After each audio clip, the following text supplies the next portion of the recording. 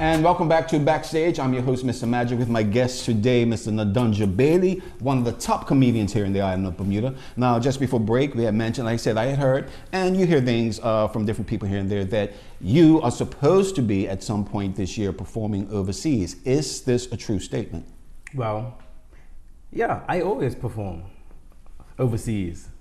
So if it's something major you heard, I haven't heard that. Okay. You know, okay. So thanks for giving me that insight. I'm ready for that. Okay. But no, I because of the connections that I've made over the years, I can call up any one of these other comics that have rooms.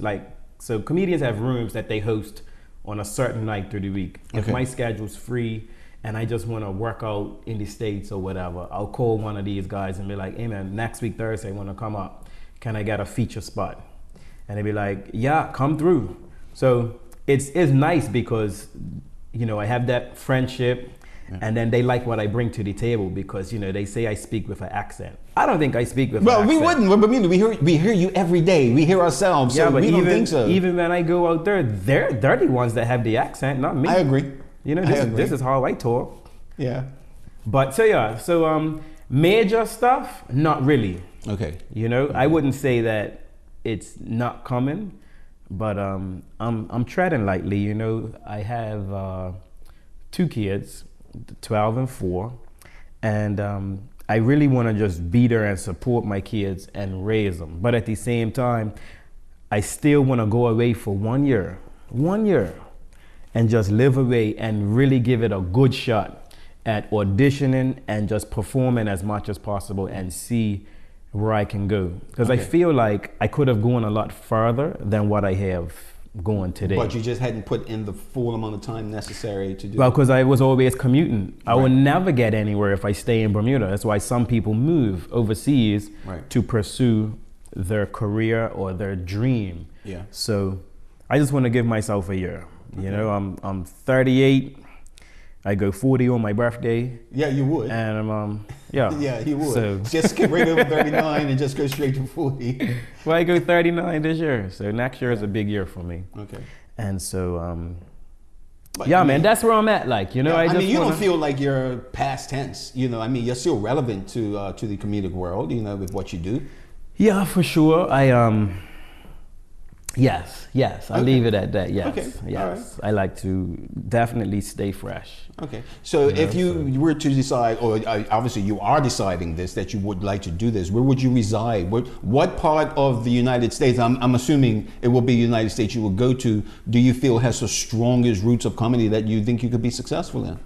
Well, I would live in either New York or New Jersey. Okay. So that I can still come home on a weekend and see my kids. I got you. And then just go back for maybe 3 weeks or whatever. So the idea is to come home maybe once a month. Okay. Or maybe 3 months and then come home for a week or whatever. Do it like that. Right. Because I just want to be the best father ever. I can understand that. You know what I mean? Yeah. And I just, that's how I feel. So I'm not torn between the two. I have a passion and I have a responsibility. There you go. You know what I mean? So I just want to be that responsible person when it comes to them. Oh, so this is a touching moment. There's a soft side of Nadanja that people don't normally see, because in most cases, and I know this still happens to you, people want you to be funny 24 hours a day when they see you. Every time. Yeah. Hey, give me a joke. Like I'm not feeling funny right now. Right. Okay, I'm got an upset stomach. And this is how it goes. Yeah, I have to fart. You gotta do what you Can I say that? do. Can I say fart? You already said it, so you know, right. yeah. I'm sorry if you all don't like that word. Yeah, it's nature's way of saying I pass gas, but hey, it goes that way. But yeah, I can understand that, you know, being a parent is important to you, being a father, you know, to your children. And again, as far as responsibilities, I mean, people don't know by now, you know, you're driving your cab, you know, you're doing what you got to do. And as with most entertainers, I hear the same story over and over, and as well with myself, you know, yeah, we have a passion for what we do, like for me doing my magic, you doing your comedy, but they don't pay the bills. No. You know, they give you some pocket change, you know, but you need that full-time, you know, 9 to 5, or if you want to put it in that regards, to keep your lights on and make Yep. sure your children are fed and clothed and gas in your taxi and things like that. If I could get paid a quarter, just a quarter of what they get in Hollywood, I Wow. wouldn't want to leave. Right. I'd stay in Bermuda and just try to produce more shows as much as possible. Right. You know, especially for the tourist season, you know, and for when we don't have tourist season, our locals still need to be entertained. No joke. You know, so Yeah. I can make it work for a whole year, but it's not worth it. The amount of time and energy it goes on to produce a show, it's and then in the return, the backside of it, you know, you make maybe $1,000 or $1,500. It's not worth it for the work that you put into it. Yeah, you know? because So, I recall putting on a production some time ago, putting on a play, and somebody had come to me and told me, "Oh man, you're gonna be rolling in money." I said, "Yo, hang on a second. This is none of your business, but I've already put in X amount of money, and it's not even performed yet. It's not even on stage yet." yeah. And then, like you said, at the end of the day, when it was done and over with, the return was like, wow, really? Everybody else was happy because everybody else got paid.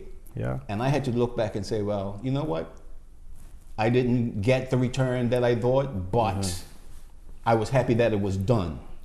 And you can't keep your lights on with happiness. But how many shows can you do to just please everybody else? That's one of the reasons I stopped doing my Mother's Day show. Actually, you know Visually, what? it was very successful because it was packed. Yeah. But on the flip side, it was like, this is too much work. Yeah. Too much work. And, Too much work. So, but yeah. Even though we know for what we love, it doesn't always come down to the finances of it, you know, of making the big bucks. No. You know, I mean, I tell people all the time, you know, doing my magic shows for children, I just love the reaction on their faces. You know, that is worth it to me, you know, for me to do my craft. For you, it's getting the laughter, you know. But at the end of the day, if this was something we could do full time, I know we both would. You know I used to sing? Yes, I do know this. I was a singer in Sunday school, right? And then I said, you know what, I'm doing a comedy. Because with singing, you would sing a song and then people will clap, you know?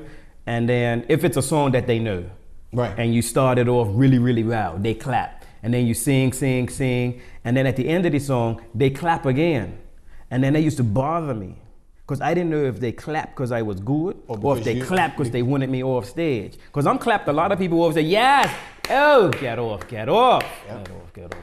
So I didn't know if they were doing that to me. With comedy, if you're funny, they'll laugh. If you're not funny, you'll feel that reaction right away. So I just felt the transition from singing to comedy was easier because I can keep them going the entire time. Yeah. Whereas if singing, you crack once. Then the loss. Yeah, you can lose like, him in a heartbeat. Yeah. He was okay, but you heard him crack? They He will cracked. talk about He it. cracked. Yeah. Okay. You know, so I rather crack jokes. And he does. And on that note, on that joke right there, we'll be back after this with more with Nadanja. And let's find out what's going on with his production company, with his sister, who he's partners with, and what may be coming up right after this. More Backstage.